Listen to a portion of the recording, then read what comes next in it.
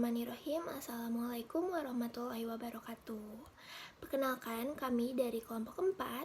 Di kesempatan kali ini, kami akan mempresentasikan hasil kerja kelompok kami mengenai teori kepemimpinan dan implikasinya terhadap komunikasi organisasi.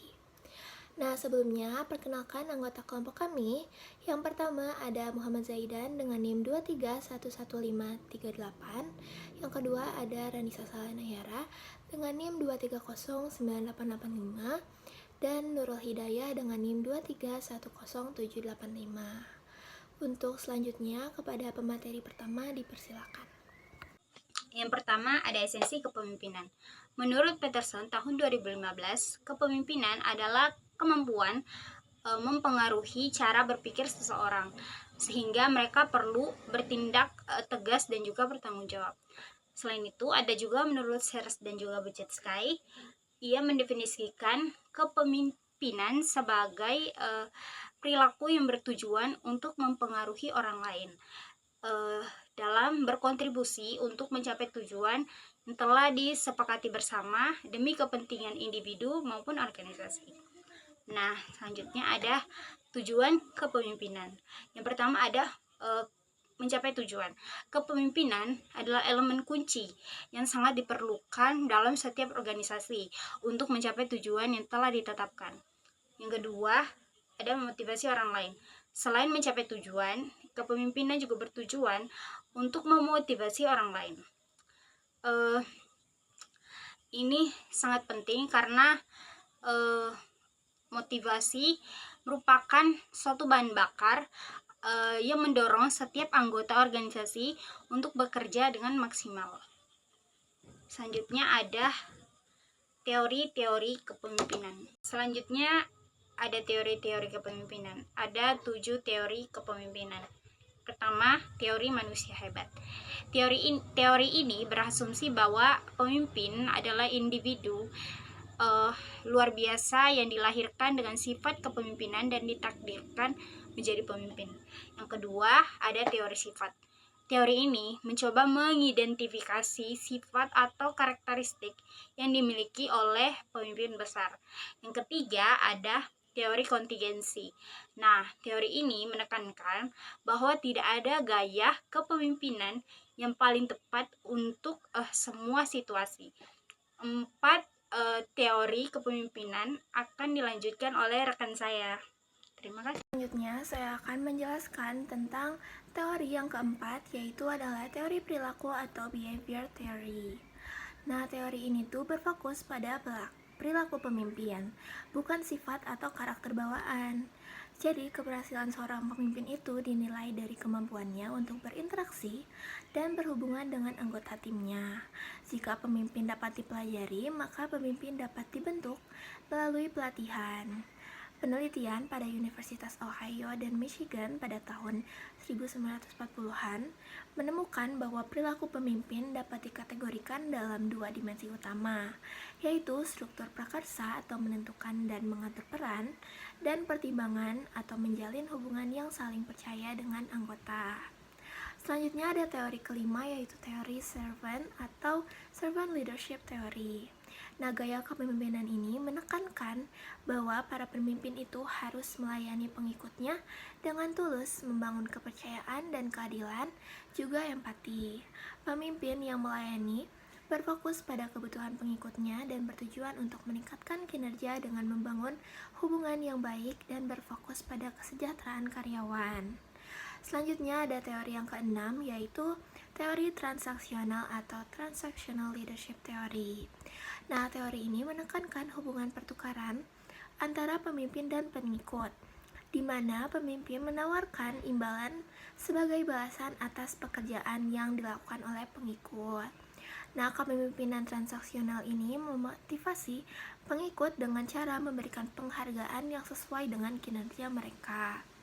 Pemimpin transaksional memandu pengikut menuju tujuan dengan menjelaskan peran dan tanggung jawab yang harus dipenuhi. Selanjutnya ada teori ketujuh atau teori yang terakhir, yaitu teori transformasional atau transformational leadership theory. Teori ini melihat kepemimpinan sebagai proses di mana pemimpin memberikan inspirasi kepada anggota organisasi untuk mencapai hasil yang lebih tinggi dari yang mereka harapkan. Pemimpin transformasional memiliki visi yang kuat dan mampu menggerakkan seluruh organisasi menuju tujuan bersama dengan mengandalkan karisma dan kewibawaan. Di setiap teori kepemimpinan ini berkembang berdasarkan asumsi dan pendekatan yang berbeda-beda yang hingga kini terus-menerus diperbarui dan disempurnakan dalam berbagai bentuk. Selanjutnya ada implikasi teori kepemimpinan terhadap sistem komunikasi organisasi.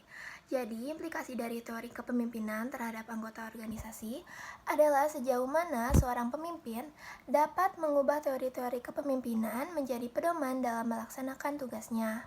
Dengan begitu, pemimpin mampu memotivasi dan mempengaruhi anggotanya yang berdampak pada peningkatan kinerja.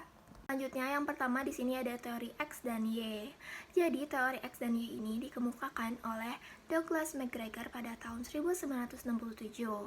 Teori ini mengungkapkan dua pandangan berbeda tentang sifat manusia, di mana teori X beranggapan bahwa manusia cenderung negatif, sedangkan teori Y melihat manusia secara positif. Nah, McGregor menyimpulkan bahwa pandangan seorang manajer terhadap sifat manusia didasarkan pada asumsi tertentu yang kemudian membentuk perilaku manajer terhadap bawahannya. Dalam teori X ada 4 asumsi utama, yaitu yang pertama, bawahan tidak suka bekerja dan akan menghindarinya jika memungkinkan. Yang kedua, karena tidak suka bekerja, mereka harus dipaksa, dikendalikan, atau diancam dengan hukuman. Yang ketiga, bawahan cenderung menghindari tanggung jawab dan hanya mengikuti perintah formal. Dan yang keempat, sebagian besar bawahan lebih mengutamakan rasa aman dan memiliki sedikit ambisi. Sebaliknya, teori Y juga memiliki 4 asumsi utama. Yang pertama, bawahan melihat pekerjaan sebagai hal yang dialami seperti istirahat atau bermain. Yang kedua, orang yang berkomitmen pada tujuan akan mampu mengarahkan dan mengendalikan dirinya sendiri. Yang ketiga, orang biasa bisa belajar, menerima bahkan mencari tanggung jawab. Dan yang keempat, kreativitas dan kemampuan membuat keputusan yang baik sangat penting, termasuk pendelegasian wewenang. Teori ini menekankan bagaimana pemimpin dapat memotivasi karyawan tipe X dan Y untuk berkontribusi pada organisasi. Tipe X yang malas dan senang diperintah mungkin memerlukan saluran komunikasi formal di mana pemimpin memberikan instruksi yang jelas, sementara tipe Y lebih sering berkomunikasi secara informal atau partisipasi dengan pemimpinnya karena sudah ada pemahaman dan pengalaman yang baik di antara mereka. Materi selanjutnya akan dijelaskan oleh rekan saya. Selanjutnya ada teori kepemimpinan situasional. Teori kepemimpinan situasional ini dikembangkan oleh Paul Hersey dan Kenneth H. Blanchard pada tahun 1974 dan 1977. Teori kepemimpinan situasional merupakan lanjutan dari penelitian kepemimpinan yang dilakukan di Ohio State University pada tahun 1957. Teori ini berasumsi bahwa efektivitas seorang pemimpin itu bergantung pada tingkat kematangan bawahannya dan kemampuan pemimpin dalam menyelesaikan orientasi tugas serta hubungan interpersonal. Tingkat kematangan bawahan berada dalam rentang dari imatur hingga matang, sehingga semakin dewasa bawahan, semakin mampu individu atau kelompok dalam menjalankan tugas dan menjalin hubungan.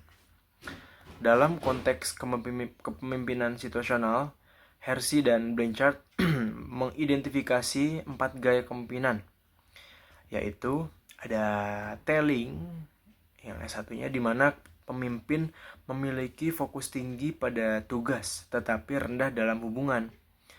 Gaya ini ditandai dengan komunikasi satu arah di mana pemimpin mengambil peran utama. Lalu ada yang kedua, selling, yang melibatkan orientasi tinggi terhadap tugas dan hubungan. Meskipun pemimpin masih memberikan arahan, mereka mulai menggunakan komunikasi dua arah dengan dukungan sosio-emosional agar bawahan merasa lebih terlibat dalam pengambilan keputusan.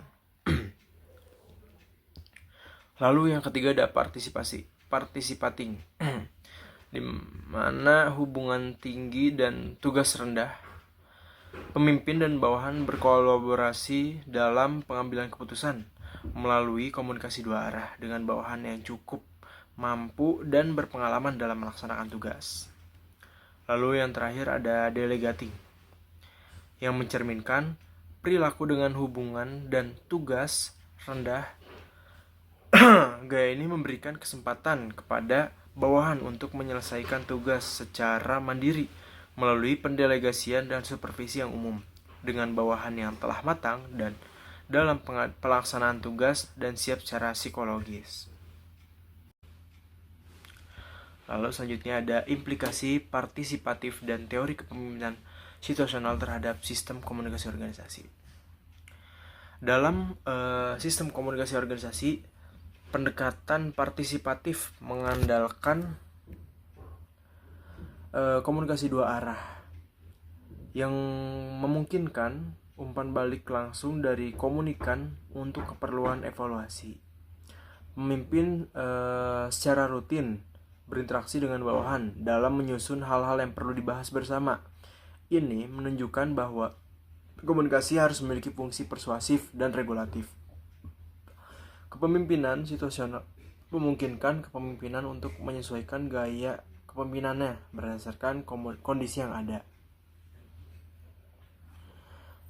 Nah, pada komunikasi satu arah seperti dalam gaya telling, pemimpin diharuskan untuk lebih banyak memberikan arahan agar tugas yang dilaksanakan tetap sesuai dengan rencana atau tujuan yang telah ditentukan.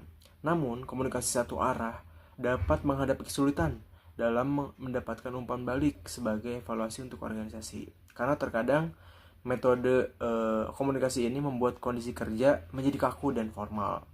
Dalam konteks kepemimpinan situasional yang terbagi menjadi 4 gaya tadi, komunikasi menjadi penting karena kepemimpinan pada dasarnya mempengaruhi orang lain. Dalam hal ini, gaya delegating yang mengedepankan tugas dan perilaku rendah menjadi yang paling diinginkan ketika bawahan memiliki kesiapan tinggi karena memberikan kebebasan dan kepercayaan bagi bawahan yang berpartisipasi. Lalu,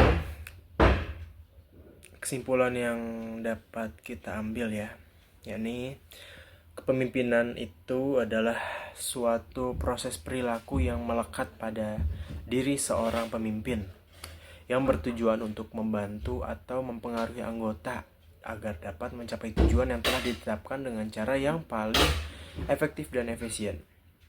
Tujuan utama kepemimpinan adalah untuk mendorong semangat para anggota organisasinya dalam meraih tujuan tersebut, serta untuk memotivasi dan meningkatkan kinerja mereka. Kepemimpinan juga mampu menciptakan berbagai jenis lingkungan yang berbeda, tergantung pada jenis atau gaya kepemimpinan yang diterapkan oleh pemimpin tersebut. Implikasi dari teori kepemimpinan terhadap anggota organisasi terletak pada sejauh mana pemimpin dapat menerapkan pendekatan teori-teori kepemimpinan sebagai panduan dalam melaksanakan tugasnya. Dengan demikian, pemimpin diharapkan memiliki kemampuan untuk mempengaruhi dan memotivasi anggota yang berpengaruh pada peningkatan kerja. Setiap teori kepemimpinan memiliki fokus yang berbeda dalam menggambarkan cara pemimpin menjadi efektif.